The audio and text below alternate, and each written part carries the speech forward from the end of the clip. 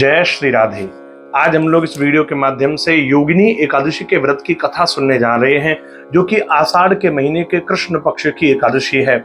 इस एकादशी के व्रत को करने वाले व्यक्ति को और इसके व्रत की कथा सुनने वाले व्यक्ति को 88,000 ऋषियों को भोजन कराने का फल प्राप्त हो जाता है।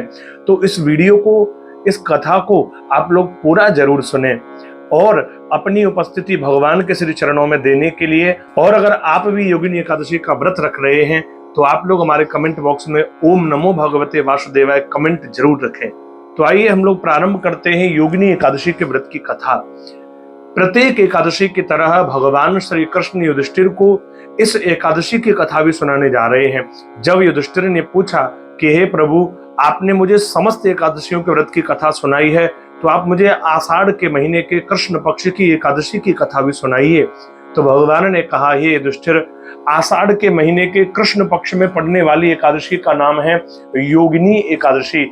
जो लोग इस एकादशी के व्रत को करते हैं उन्हें 88,000 ऋषियों को भोजन कराने का फल मिलता है और साथ ही शारीरिक कष्टों से, शारीरिक रोगों से मुक्ति मिलती है। यह एकादशी बड़ी ही अद्भुत है क्योंकि इसके व्रत की कथा का महत्व ही कुछ ऐसा है। हे युधिष्ठिर, एक बार अलकापुरी नामक नगरी में वहां के राजा कुबेर रहते थे और वह शिव भक्त भी थे, भगवान शंकर के मित्र भी थे। नित्य प्रति वो भगवान शंकर की आराधना, अर्चना, पूजा किया करते थे। उनकी पूजा के लिए उनका एक माली जो फूल लेकर के आता था उसका नाम था हेम माली, और वह नित्य प्रति कुबेर के लिए भगवान शंकर की आराधना को वह पुष्प लेकर के आता था। एक दिन वह मानसरोवर से पुष्प लेकर के आया और अपने घर चला गया। उसकी एक बड़ी ही सुंदर पत्नी थी जिसका नाम था विशालाक्षी। वह जब घर गया तो काम में इतना आसक्त हो गया कि वह काम वासना से आसक्त होकर के स्त्री रमण में लीन हो गया और महाराज को पुष्प देने जाना भूल गया। और इधर महाराज दोपहर तक प्रतीक्षारत रहे। उन्हें भगवान शंकर की सेवा में काफी विलंब हो गया तो उन्होंने क्रोध में आकर के अपने सैनिक को कहा, जाओ जाकर के उस हेम माली को पकड़ करके लाओ।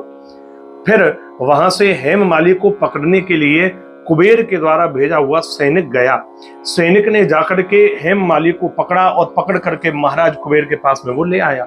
महाराज कुबेर ने हेम माली से पूछा कि तू इतना विलंब तुझे कैसे हो गया, और उसने जब सारी बात बताई तो महाराज कुबेर को बड़ा क्रोध आया। काम वासना में आसक्त होने के कारण तूने मेरी महादेव की पूजा में विलंब करा दिया।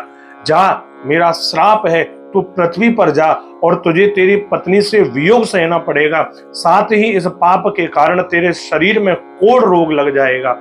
श्राप मिलते ही वह धड़ाम से पृथ्वी पर आकर के गिर पड़ा और यहाँ पर भटकने लगा। उसके शरीर को कोढ़ ने घेर लिया, शरीर उसका गलने लगा था, जिससे वह बड़ा ही दुखी होकर भटकता भटकता हुआ ऋषि मार्कंडेय के आश्रम पर गया, जहां हजारों लोग ऋषि मार्कंडेय से प्रवचन सुन रहे थे। वह जाकर के चरणों में गिर पड़ा कि हे प्रभु, मेरे इस कोढ़ को आप कैसे भी दूर करिए।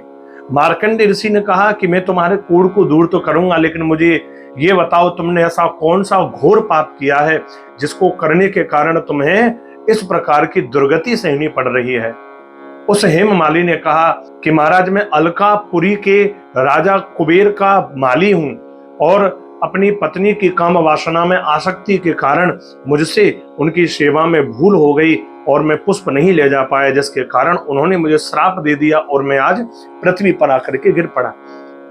मार्कंडेय ऋषि ने कहा कि देखो, तुमने अपनी पूरे वृतांत मुझे सत्यता पूर्वक बताया है, इसलिए मैं तुम्हें इस पाप से मुक्ति का उपाय बताता हूं। हे हेम माली, तुम्हें आषाढ़ के महीने के कृष्ण पक्ष की योगिनी एकादशी का व्रत करना होगा। इस दिन व्रत के नियम और व्रत की विधि मैं तुम्हें बताता हूँ। प्रातःकाल उठ करके स्नान करके शुद्ध होकर के फिर भगवान की सेवा करना और अपने व्रत का संकल्प करना। व्रत का संकल्प करके व्रत को प्रारंभ करना। पूरे दिन निराहार रहना, अन्न का बिल्कुल त्याग कर देना। चावल और अन्न ये खाने नहीं हैं, केवल फल, दूध, दूध से बने हुए पदार्थ और भूमिगत पदार्थ उनका ही ग्रहण किया जाता है। एकादशी के व्रत में केवल काली मिर्च का उपयोग किया जाता है और पूरे दिन हमें भगवान का भजन करना है, ओम नमो भगवते वासुदेवाय का जाप करते रहना है और हरे कृष्ण कृष्ण कृष्ण हरे हरे, हरे राम राम राम हरे हरे, इस महामंत्र का भी जाप करते रहना है। और रात्रि में हमको भगवान का कीर्तन करना है, क्योंकि नित्यम संकीर्तनम भक्त्या, एकादशी व्रत की ये महिमा है कि जो एकादशी का व्रत करता है और रात्रि संकीर्तन करता है, जागरण करता है, भगवान का भजन करता है, तो उसको भगवान उसके वश में आ जाते हैं। इसलिए हे हेममाली, तुमको इस प्रकार पूरा व्रत करना है और अगले दिन द्वादशी के दिन तुम्हें अपने व्रत का पारण करना है। व्रत का पारण करने के लिए तुम्हें भगवान की आराधना करनी होगी। स्नान करके शुद्ध होकर भगवत आराधना करें और ब्राह्मण को भोजन कराएं अथवा मंदिर में ही सीधी सामग्री प्रदान करवाएं और चावलों का भगवान को भोग लगाएं और चावल ग्रहण करके चावल से ही आप व्रत पारण करें। अगर चावल बना ना पाए तो भले ही कच्चे 2-4 चावल के दाने लेकर के ही व्रत का पारण करें, लेकिन चावल से ही एकादशी के व्रत का पारण किया जाता है। इस प्रकार से तुम ये व्रत करना, जिसके प्रभाव से तुम्हें तुम्हारा पहले जैसा स्वरूप प्राप्त हो जाएगा। इतना सुनकर के हेममाली बड़ा ही प्रसन्न हुआ और उसने आषाढ़ के महीने के कृष्ण पक्ष की योगिनी एकादशी का विधिवत व्रत किया।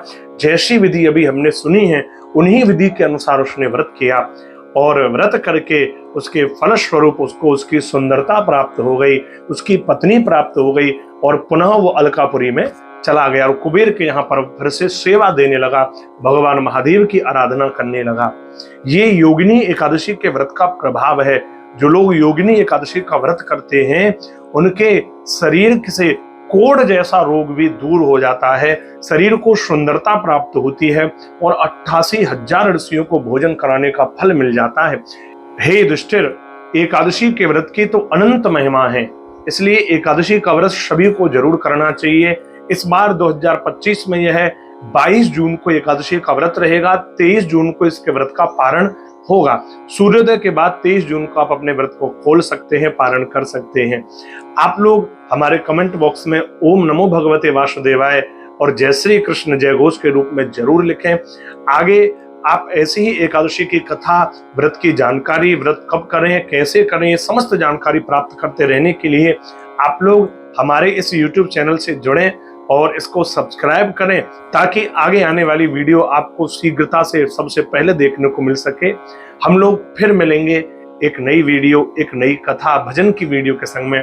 तब तक के लिए आप सभी भगवत प्रेमियों को हमारा प्यार भरा जय श्री राधे।